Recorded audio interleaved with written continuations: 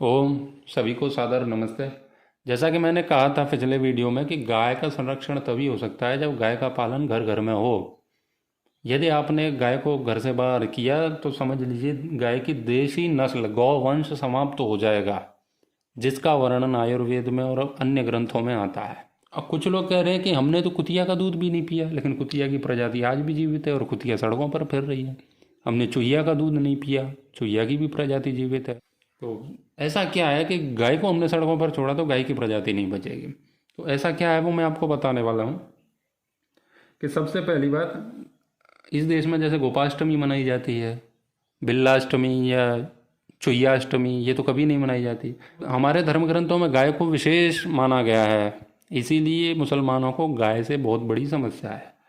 आपने देखा होगा कश्मीर में कि केरल, बंगाल, जहाँ भी हैं, वो तिरंगा बिछाते हैं, यानी कि एक तो तिरंगे से भावनाएं आहत करते हैं हमारी, फिर वो तिरंगे के ऊपर गाय रखते हैं और फिर गाय का गला काटते हैं, फिर उसको फेसबुक पोस्ट करते हैं उसको। तो मतलब तिरंगे से हमें आहत करेंगे फिर गाय से करेंगे।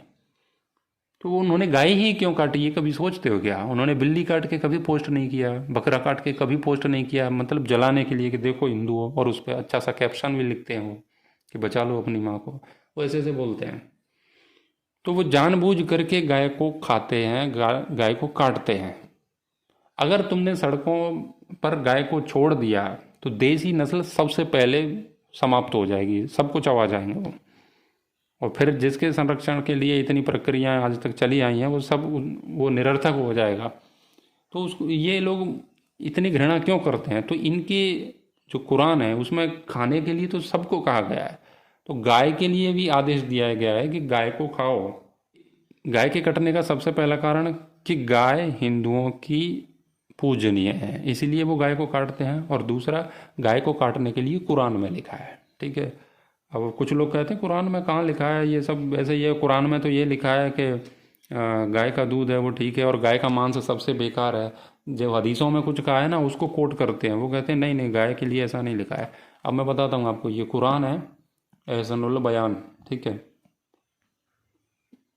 पूरा का पूरा पढ़ लो। इसको तर्जुमा किसने किया है, इसका हिंदी तर्जुमा किसने किया है, ये सब मैंने नहीं किया है। देखो इस पर मेरा नाम कहीं नहीं है। और ये कुरान है ना, ये मैंने अभी वीगन लोगों का विरोध करने के लिए नहीं छपवाई है, ये पहले से ही चल रही है, विश्वास करिए मेरा। तो इसमें गाय के लिए विशेष रूप से आदेश दिया गया है अल्लाह के द्वारा। ये देखिए, जो कहते हैं ना बकरी ईद, तो बकरी ईद में बकरी और बकरा नहीं होता, बकर माने आप देखेंगे तो गाय भी है ना। तो गाय को काटने की परंपरा है उनकी ईद में, लेकिन भारत में विवाद हो जाता है, बैन है, इसीलिए वो बकरा भी काट लेते हैं। विशेष करके गाय के लिए है। और ये आप देख सकते हैं,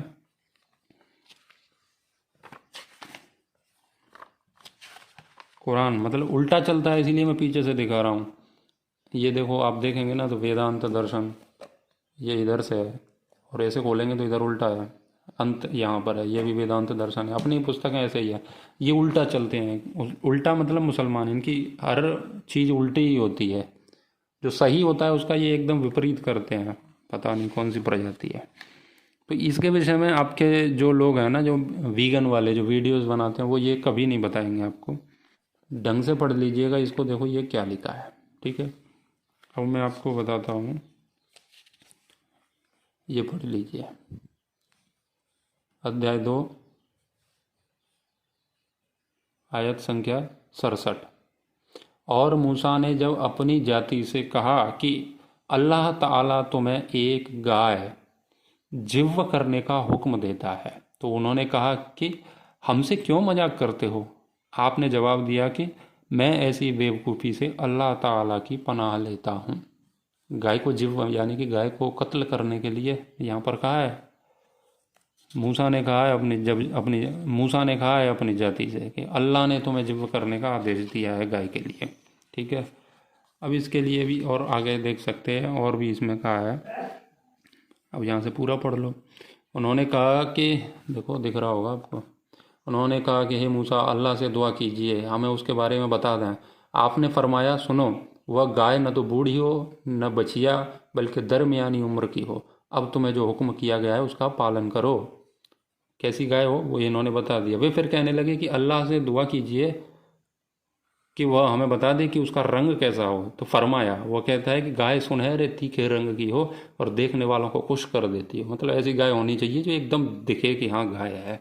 वे कहने लगे कि अपने रब से दुआ कीजिए कि वह हमें खोल कर बता दे कि वह कैसी हो। तो इस तरह की बहुत सारी गाय हैं, पता नहीं चलता। अगर अल्लाह ने चाहा तो हमें हिदायत हासिल हो जाएगी। 71वें, उसने कहा कि अल्लाह का हुक्म है कि वह गाय खेती वाली ज़मीन में हल जोतने वाली और खेतों को पानी पिलाने वाली नहीं, वह स्वस्थ और बेदाग है। उन्होंने कहा, अब आपने वाजह कर दिया। फिर भी वह आदेश का पालन करने वाले नहीं थे, लेकिन उसे माना और गाय की कुर्बानी दी। और जब तुमने एक जान को कत्ल कर दिया, फिर एक दूसरे पर इल्ज़ाम लगाने लगे और अल्लाह को तुम्हारी छुपाई बात जाहिर करनी थी। 73वां, हमने कहा कि उस गाय का एक टुकड़ा मुर्दा के जिस्म पर मारो, वह जिंदा हो जाएगा। उसी तरह अल्लाह ताला मुर्दा को जिंदा करके तुम्हारी अक्लमंदी के लिए निशानियां दिखाता है। मतलब मुर्दे को जिंदा करने के लिए गाय का एक टुकड़ा उस पर डाल दो, अभी भी कर देगा अल्लाह ताला। तो शायद अल्लाह है, ताला तो लगा ही है, तो हो जाएगा। अब ये कुरान मेरे घर में नहीं छपी है, और आप जानते हो कि कुरान में जो लिखा है ना उसका अक्षरशः पालन करते हैं मुसलमान, क्योंकि वो बचपन से मदरसे में ये पढ़ते हैं और बचपन से वो इसको पढ़ते हैं और कई बार पढ़ते हैं। तो उनको ये कंठस्थ है कि गाय को काटने की बात और गाय को काटने का आदेश अल्लाह ने कुरान में दिया है, और जो उसका पालन करता है उसको क्या इनाम मिलता है। अब ये देखो, ये मैं बताता हूँ आपको।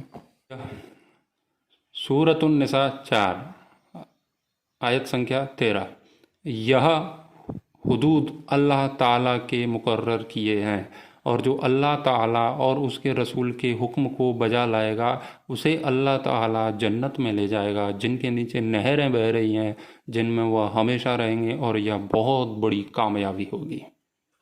ठीक है। अब ये सारा का सारा, अब जो उसका पालन नहीं करता है वो जहन्नुम में जाएगा, ये सारा का सारा पढ़ लेना। तो ये कुरान कह रही है कि पहले तो आदेश दे रहा है अल्लाह की गाय को काटो, और जो ऐसा करेगा, मतलब जो आदेश का पालन करेगा, वो जन्नत में जाएगा। अब आप जानते हो कि मुसलमान जन्नत में जाने के लिए क्या क्या नहीं करता है। वो जहाँ पर बहुत सारी बिल्डिंग खड़ी हो और मंदिर भी हो, तो मुसलमान मंदिर को ही क्यों तोड़ता है, वो और बिल्डिंग क्यों नहीं?